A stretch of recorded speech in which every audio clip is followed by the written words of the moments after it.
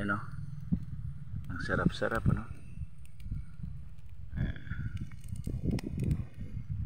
Pabo to eh. Yan. Malapit na siya.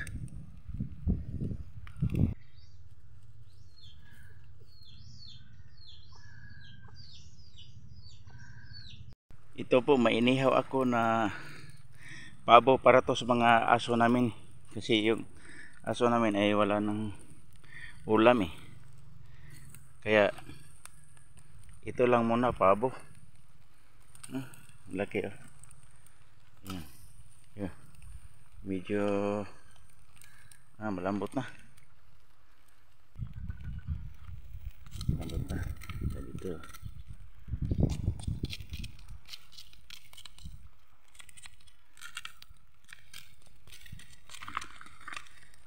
Ito ay para lang to sa mga aso namin. Wala na kasi silang ulam.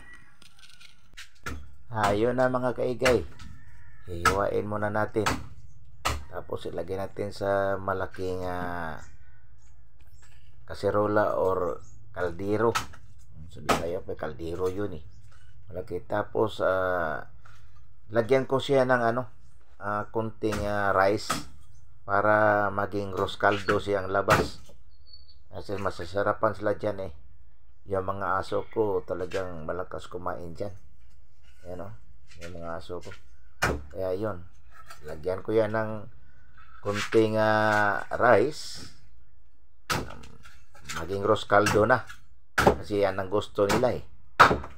Kaya, ayun, iniwa-hiwa ko. Sarap kasi yun kasi pabo yun eh. Diba? Ayan.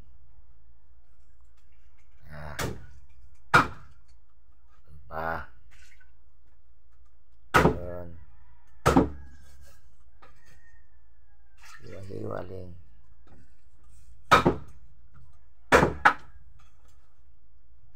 Tapos niyan, yan. Doon na, ilagay ko yan sa yun. May mapoy na. Yun, kumukulo na. Yun. Yan, parang roscaldo. Tapos palamigin yan. Tapos, yun na. Yung oras pagpakain sa mga aso ko. Yun.